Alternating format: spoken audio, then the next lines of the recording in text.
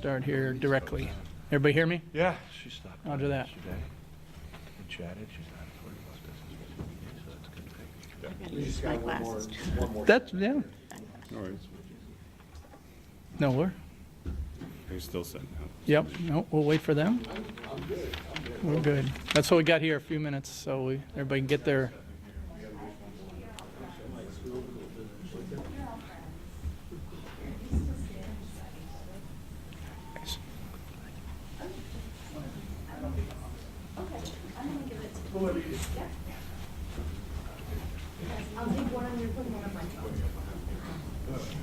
Come on, Scott. Mr. Lowman, how you doing, buddy? Please, Scott.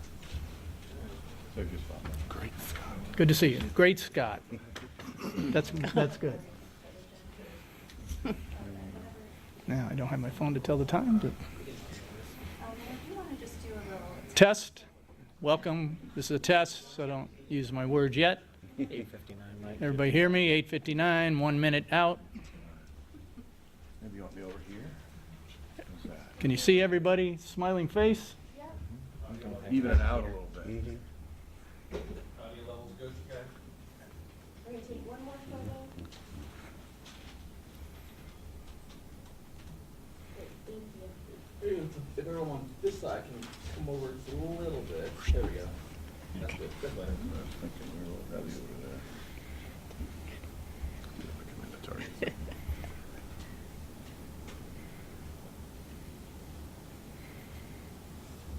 We're ready to begin if the media is ready?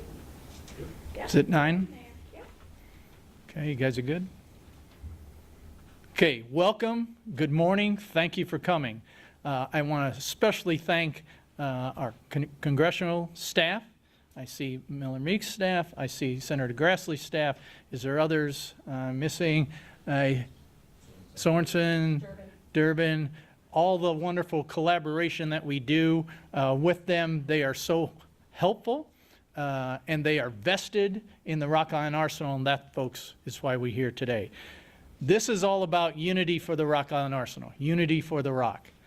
I think very rarely do you see a coalition that's standing up here with me today. We have mayors from the Quad Cities, county chairs, Defense Alliance board members. So as chair of the Rock Island Arsenal Defense Alliance, I'm so honored and privileged to be here and lead off this press conference. But if you're a member of the Rock Island Arsenal Defense Alliance, please raise your hand so everybody can see the different types of people we have as part of that coalition, right?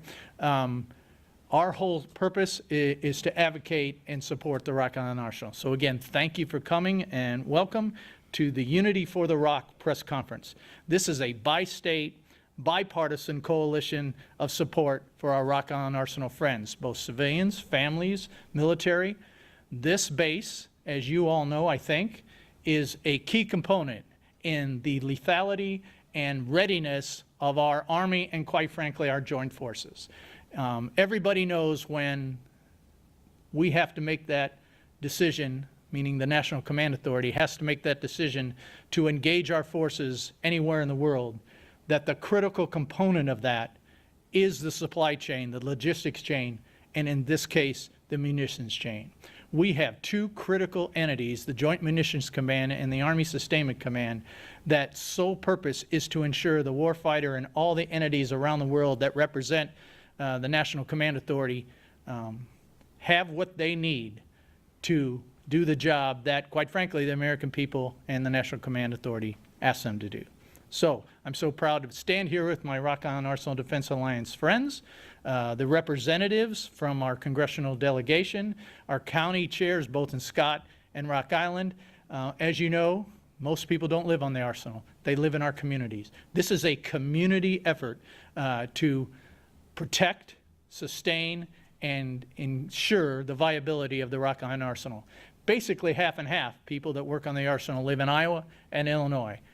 A great bi-state, bipartisan coalition. So I stand here today along with my fellow mayors and community leaders across the Quad Cities to highlight the importance of the Rock Island Arsenal as one of our largest employers in the Quad Cities and the impact the recent Department of Defense memo may have on our community.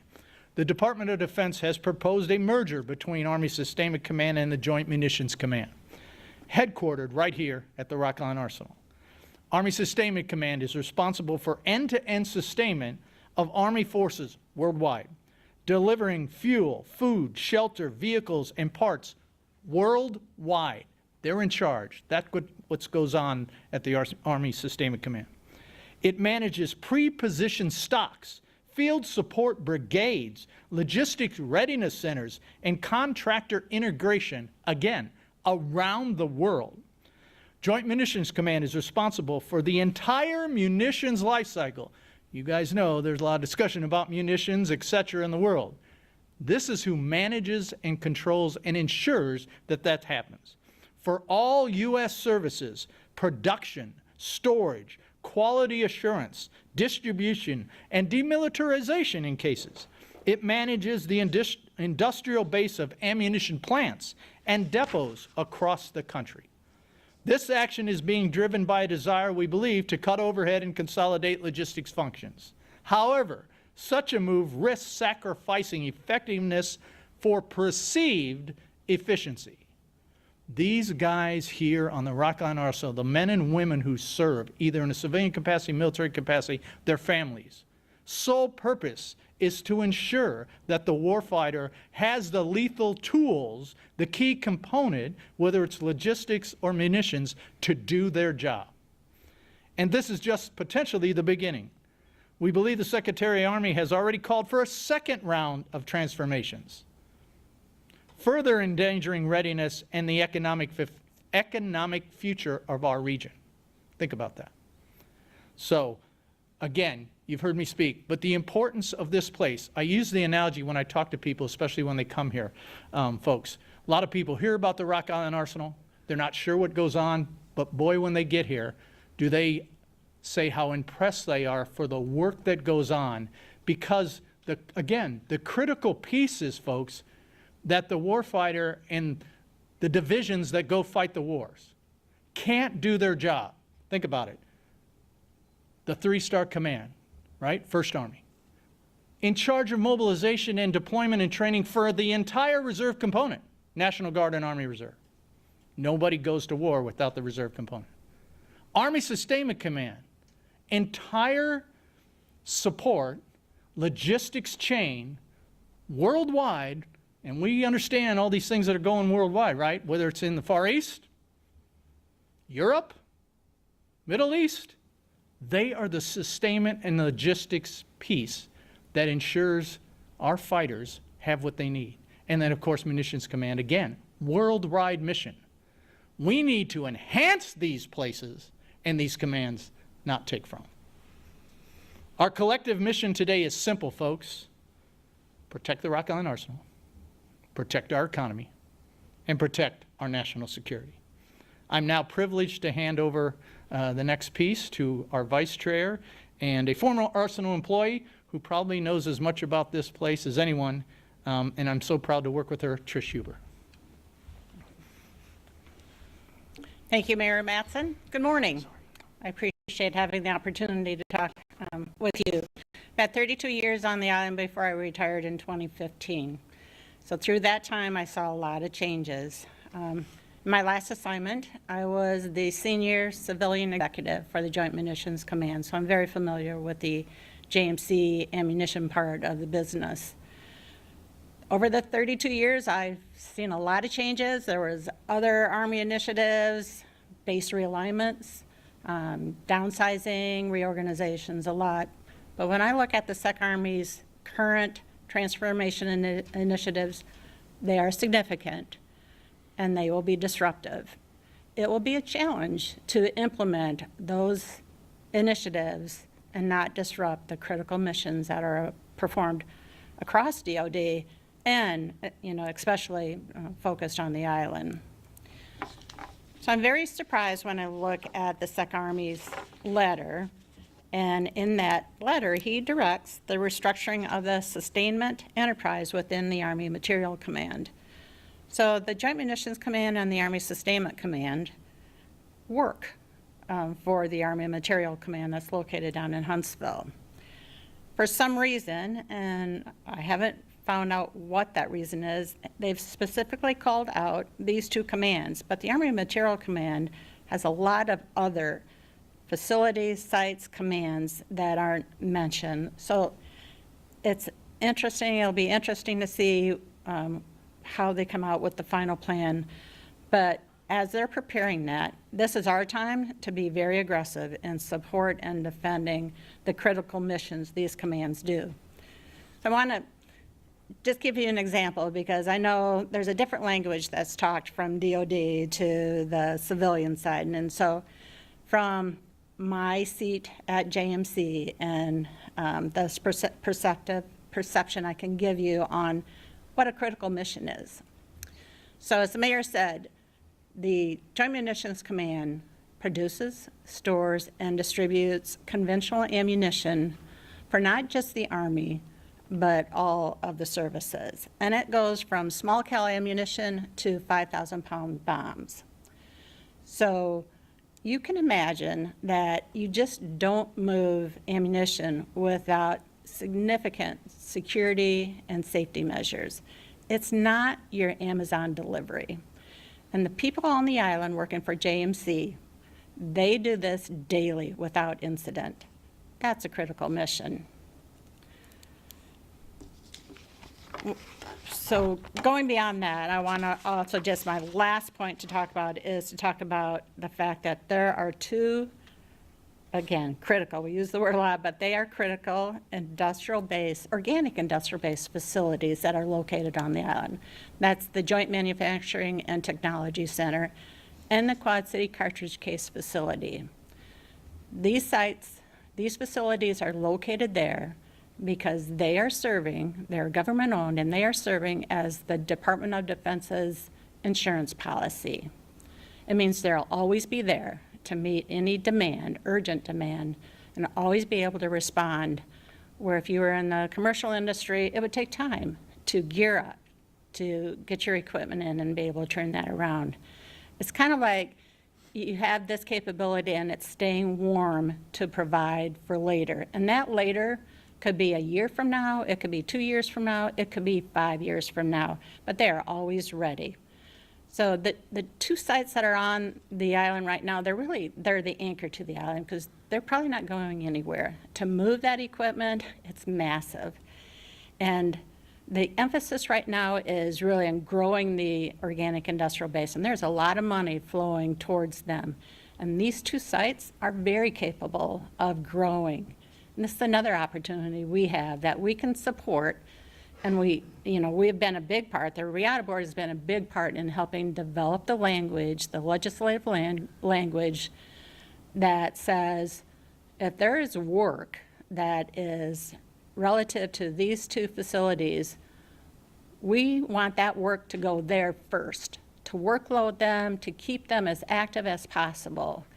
That is going to help these industrial sites stay as sharp as possible. So I hope you can see my passion for the island. I love that Mayor Mattson was so passionate for, so passionate for everything. I mean, what's happening here could be a huge impact to the island and a huge impact to the community. So it is just so appreciative to see all of our mayors, county supervisors, private industry, everybody supporting this and making it such a synergistic effort that is going to go a long way to help preserve the island. So I'm now going to pass it over to Peter Tokar, who's from our chamber. Thank you, Peter. Thank you, Trish. You've heard from our community leaders and former Arsenal employees about the proposed changes to the Rock Island Arsenal. The Rock Island Arsenal is one of our region's most significant economic drivers in the Quad Cities, employing over 6,000 uniformed and civilian Quad citizens. The collective impact of the work that goes on at the Arsenal amounts to billions of dollars in regional economic impact to the Quad Cities and beyond. Each employee serves our national defense on the island, representing each and every one of our Quad City communities and contribute to the vibrancy of our region. They are our neighbors, our friends, and our colleagues. Any proposed reduction of workforce will have a direct impact on both the Arsenal's effectiveness and the Quad Cities community. We support efforts in government efficiency. That's of no question. In fact, the Rock Island Arsenal has been leading the way for some time, providing rapid response, innovative solutions to the Army to real-time issues through the Manufacturing Center of Excellence and the Quad Cities Manufacturing Lab. And how has the Arsenal been able to do this? Because of the highly skilled and dense manufacturing workforce the Quad Cities has to offer, which is a significant strategic advantage to the Arsenal that they have apart from any other installation around the country. That innovative spirit continues through initiatives such as the Quad Cities Manufacturing Institute, which aims to position the Quad Cities as a national hub for manufacturing innovation, all birthed right here from the Rock Island Arsenal. Now is the time as a community to stand together to support the Rock Island Arsenal. The influence and output that the Arsenal has to both our region and the nation cannot be understated. Again, we support operational efficiency in all industries, but through innovation. We look forward to continuing this conversation with our national leaders to see how we can achieve this together. I'll turn it back over to Mayor Madsen to give some final comments. Thank you, Trish and Peter. So, again, folks, you see the coalition that's here. You see the Defense Alliance folks. You see the staff. You literally see the Rock Island Arsenal through those windows. The Moline Gate's right there. Mayor, Rock Island, Mayor Bettendorf. I mean, we all see it every day. The work and the people that come and go there from all around the world. Critical. And again, some people, they come, I knew about the Arsenal, but I didn't know it was there until they get here. And they are so impressed, both by the people that work there, the people in the community, the military folks and families that move here and then live in our community are so impressed by the love that is shared on both sides of the river between all of us and how welcoming. It's because of what they do there that creates that common denominator. So to reiterate, this isn't just a minor reorganization, folks. This has potential long-term impact to the fabric of the Quad Cities. I talked about lethality. That's a word that's been used a lot. We don't have lethality without that supply chain, without that munitions chain. The Army has already, we believe, called for a second round of transformation that potentially is in progress now. I would encourage collaboration with our community, to our Army leaders. If you haven't been here, to our Defense Department leaders, if you haven't been here, please come. And I know anybody here, would be happy to take you, put you in our vehicle, show you our community, our communities, show you the Arsenal. We can get on. Talk about the things that you probably don't hear when you're in the Beltway.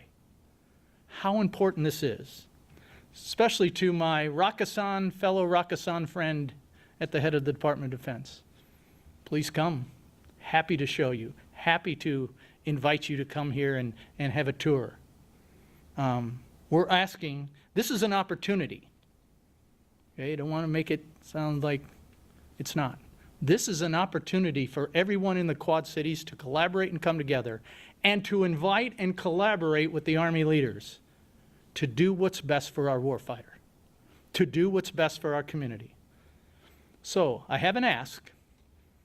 So everybody listening today, tomorrow on the respective news, and I thank the media for being here. We're asking all Quad Cityans to join together by signing a petition, urging our federal leaders to protect this asset that is the Rock Island Arsenal.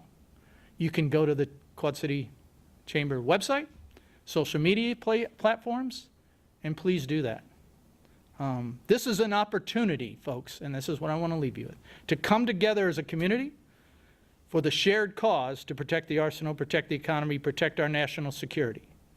I thank you all for coming, and I'm sure if you want to talk to any individuals here, they'd be more than happy to do that. Appreciate the media being here and sending this message that we are unified, again, by state, bipartisan, together, unity for the Rock. Thank you very much.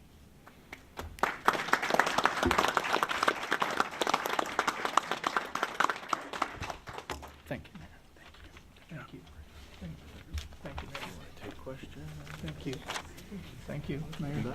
Thank you, Chairman. Thank you, sir. Good job, Trish.